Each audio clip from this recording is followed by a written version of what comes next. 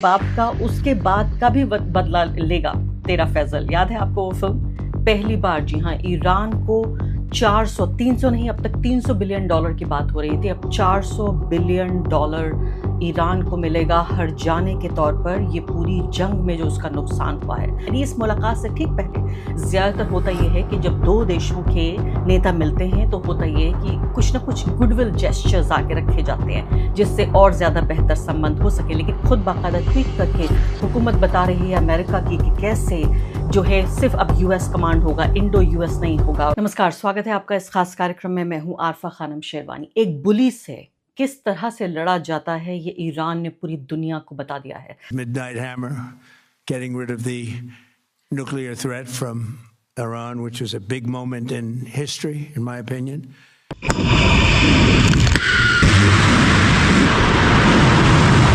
پدر مهربان امت، رهبر و امام مسلمین، حضرت آیت الله العظما سید علی حسینی خامنه‌ای در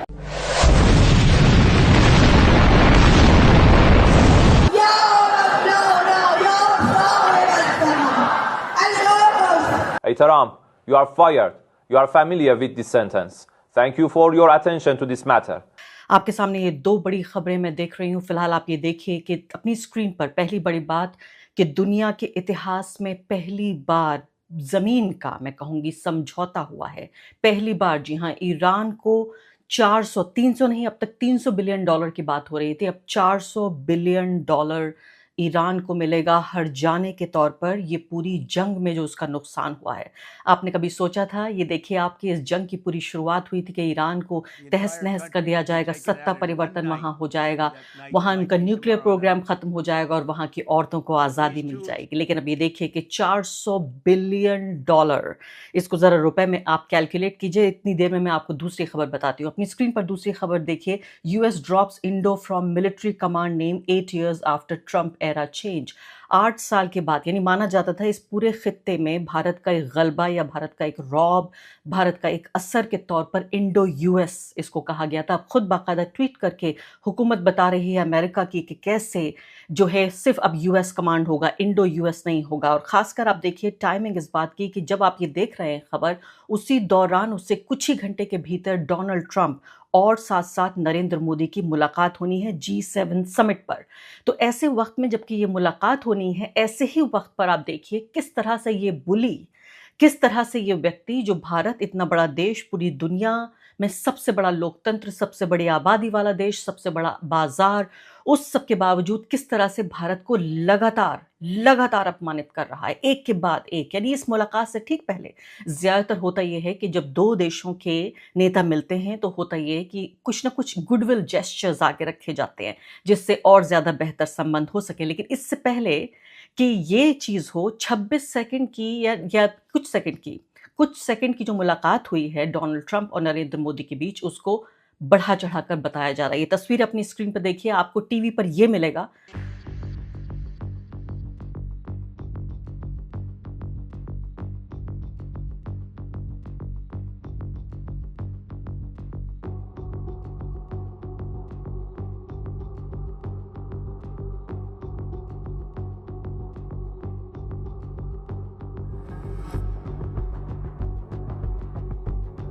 अब मैं ईरान की खबरों पर वापस आ जाती हूँ। आप ये सोचिए, वही डोनाल्ड ट्रंप जिन्होंने 10 साल तक बराक ओबामा को, जिन्होंने हर जाने के तौर पर ईरान को 400 मिलियन डॉलर दिए थे, उसका कहते हुए कि कितने कमज़ोर वो राष्ट्रपति हैं, अब 400 बिलियन। और आप देखिए कुदरत का ये करिश्मा है, ये क्या बात है, अजब महज इत्तफाक है ये क्या। मिलियन और बिलियन के अलावा 400, वही 400 की बात हो रही है, 400 इधर मिलियन और इधर बिलियन। लेकिन अब डोनाल्ड ट्रंप ऐसे समझौते के बिल्कुल नज़दीक हैं, यानी कि शुक्रवार के दिन, जुमे के दिन जो समझौता होना है, यानी 400 बिलियन डॉलर का पुनर्निर्माण होगा, रिकंस्ट्रक्शन होगा, इसके अलावा निवेश होगा और इसका पूरा फायदा ईरान की इकोनॉमी को मिलेगा। मुझे अच्छे तरीके से याद है, शुरू में ये बातें कही जा रही थी कि ईरान, और खासकर इस मंच पर बार बार मैंने आपको बताया था कि ईरान न सिर्फ कि ये जंग जीतेगा बल्कि अपनी शर्तों पर जीतेगा। बार बार प्रवीण साहनी और इसके अलावा भी बहुत सारे लोग, कपिल काक, राम पुनियानी, उन्होंने भी ये कहा था, खासकर जबकि इतिहास बताते हुए कि ईरान का इतिहास ही ऐसा है कि कभी किसी से हार नहीं मान सकता। लेकिन क्या किसी ने इतना सोचा था कि वाक़ई इतनी बड़ी रक़म अदा करके शांति खरीदेगा अमेरिका? जी हाँ, तो ये शांति की कीमत ज़ाहिर है चुका रहा है, लेकिन शांति किस, यानी युद्ध भी आपने छेड़ा, शांति की कीमत भी आप अदा कर रहे हैं, सैंक्शंस हटाने की बात भी हो रही है और हॉर्मुज़ जो है, वो अभी भी ईरान की जिस तरह कंट्रोल में रहेगा, उसको भी समझना बेहद महत्वपूर्ण है। तो ये पूरे तरीके से ईरान की जीत के अलावा पूरा वर्ल्ड ऑर्डर जो बदल रहा है, उसके लिहाज से इसको समझने की कोशिश कीजिए। अब मैं आपको बिंदुवार तरीके से बताती हूँ कि ये जो अंतिम चरण में ये बातचीत पहुँच चुकी है ईरान और अमेरिका के बीच, ईरान ने युद्ध और प्रतिबंधों से जो नुकसान हुआ यानी सैंक्शंस का भी बदला लेगा, यानी बाप का उसके बाद का भी बदला लेगा। तेरा फैजल, याद है आपको वो फिल्म? और आगे बढ़ने से पहले एक अदना सी गुजारिश कि आप मेंबर बनिए मेरे चैनल का आरफा खानम शेरवानी। अगर आप मेंबर बनते हैं, आपके समर्थन से आप मेरा हाथ मजबूत करेंगे, इतना मजबूत कि मैं सत्ता का कॉलर पकड़ के सवाल पूछ सकूंगी और जो हमारे समुदाय में हाशिए के जो तबके हैं उनकी आवाज़ उठा सकूंगी। आप यकीन जानिए, आपका एक छोटा सा सहयोग मेरे लिए इतना बड़ा होगा जिसके लिए आप अंदाजा भी नहीं लगा सकते। गैंग्स ऑफ वासेपुर का शायद ये डायलॉग है। तो यानी बाहरी जो आर्थिक मांग है इसकी भरपाई हो रही है। इसके अलावा अब ये देखा जाए तो पैसा ईरान के उद्योग में लगेगा, ऊर्जा, परिवहन, बुनियादी ढांचे के विकास में लगाया जाएगा और इस फंड में खाड़ी देशों, निजी निवेशकों और अंतर्राष्ट्रीय कंपनियों की भी भूमिका बताई जाएगी। बार बार अमेरिका ये कहने की कोशिश कर रहा है कि देखिए हमने ये पैसा नहीं दिया, अपनी जेब से नहीं दिया, हम तो सिर्फ इन्वेस्टमेंट करा रहे हैं। चलिए वो अलग बात है, इस पर किसी और दिन चर्चा करेंगे। लेकिन अगर ये समझौता लागू हो जाता है तो पश्चिम एशिया की राजनीति में पिछले कई दशकों का सबसे बड़ा बदलाव होगा। एक वो वक्त था अभी कुछ महीने पहले का जब फिलिस्तीन के लोगों को हजारों की तादाद में मारा जा रहा था, पूरी दुनिया बेबस होकर देख रही थी और आज ये देखिए कि ईरान किस तरह से नाक में नकेल कसना, आई थिंक आज ही के मुझे लगता है कि दिन के लिए ये मुहावरा बनाया गया था। और साथ साथ मैं ये भी कहना चाहती हूँ कि पहली बार ऐसा लग रहा है कि इज़राइल के चंगुल से अमेरिका आज़ाद हो रहा है। इससे पहले हिलरी क्लिंटन भी ये कह चुकी हैं कि कैसे बिल्कुल उनके गले पर, यानी अमेरिका के और ख़ुद हिलरी क्लिंटन विदेश मंत्री थी, उनके गले पर एक तरह से बूट रख के इज़राइल ब्लैकमेल करके बार बार लगातार अमेरिका के मना करने के बावजूद भी उसको जंग में घसीटता चला गया। और अभी भी हम देख रहे हैं डोनाल्ड ट्रंप का पूरा 1 साल का कार्यकाल, लेकिन अब ये बयान बदल रही है। ये बयान देखिए डोनाल्ड ट्रंप का, जिसमें वो ये कह रहे हैं कि अनरीजनेबल हो रहा है जो इज़राइल है और अगर आपको किसी आदमी से समस्या है, हिजबुल्लाह या हमास, तो आप पूरे अपार्टमेंट्स को आप ढा दे रहे हैं, पूरे अपार्टमेंट्स को आप ख़त्म कर दे रहे हैं, सारे लोगों को मार दे रहे हैं। ये ठीक नहीं है। Israel's fighting Hezbollah too long and too many people are being killed. And you don't have to knock down an apartment house every time you're looking for somebody. Because there are a lot of people in those apartment houses and they're not all Hezbollah, that I can tell you.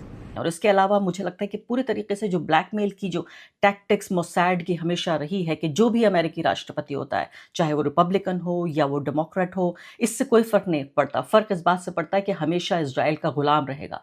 पहली बार ऐसा लग रहा है कि Israel की ग़ुलामी से America को आज़ादी मिल रही है, क्योंकि पहली बार खुलकर अमेरिकी राष्ट्रपति इस बात को बोल रहे हैं कि उन्हें ये बात पसंद नहीं है और क्रिटिसाइज भी कर रहे हैं। तो जिस ईरान को दुनिया अलग थलग करने की बात की जा रही थी दुनिया से, आज देखिए सैकड़ों अरब डॉलर जो हैं ईरान को दिए जा रहे हैं ताकि वो अपने को दोबारा बना सके। जिस ईरान को तबाह करने की कस्में खाई जा रही थी, शपथ ली जा रही थी, आज निवेश हो रहा है कि इस ईरान को दोबारा बनाया जाएगा, रीबिल्ड किया जाएगा। तो पूरे तरीके से जो शक्ति संतुलन है दुनिया का बदल चुका है। ऐसे में भारत कहाँ है, सवाल भी बार बार पूछा जा रहा है।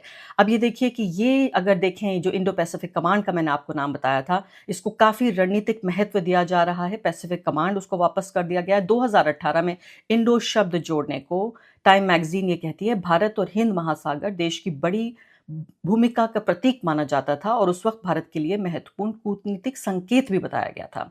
अब अमेरिकी रक्षा विभाग ये कह रहा है कि केवल पुराने ऐतिहासिक नाम को बहाल करने का फैसला किया गया है, कोई बहुत बड़ा फैसला नहीं है और कमान की जिम्मेदारियों, क्षेत्र या अन्य साझेदारियों में कोई बदलाव नहीं होगा, सिर्फ हमने नाम बदला, इसके अलावा और हमने कुछ खास नहीं किया है। इस बदलाव से इंडो पैसिफिक जो अवधारणा थी सबसे प्रमुख अमेरिकी सैन्य पहचान की, वो भारत के लिए अब खत्म हो चुकी है और पिछले 8 वर्षों से भारत की केंद्रीय भूमिका को जब तक दर्शाती रही। और भारत के हिसाब से देखिए, द वायर का ये आंकलन आप देखिए, वो ये कह रहे हैं कि भारत की बढ़ती वैश्विक हैसियत का प्रतीक था कि भारत की अहमियत को दुनिया और अमेरिका पहचान रही है, इसलिए ऐसा हो रहा है। और पिछले 8 वर्षों में भारत की केंद्रीय भूमिका को पहचाना जा रहा था, और अब एक झटके के तौर पर इसको देखा जा रहा है कि भारत की जो हैसियत है, उसका जो कद है, वो घट रहा है, और इसलिए इसको ऐसा देखा जाएगा। एक तरफ देखिए, मिडिल साइज का देश ईरान कैसे उसका कद बढ़ रहा है, क्योंकि वो जानता है कि एक बुली को कैसे, जिसे कहते हैं hold him by the horn, उस तरह से, आप मैं कहती हूँ सींग पकड़ के उस बुली को एक तरह से देखा जाता है कि किस तरह से उसको पकड़ में लाना है। और दूसरी तरफ आप ये देखिए, भारत लगातार एक तरह से अपमानित होता, ह्यूमिलिएट होता हुआ नजर आ रहा है।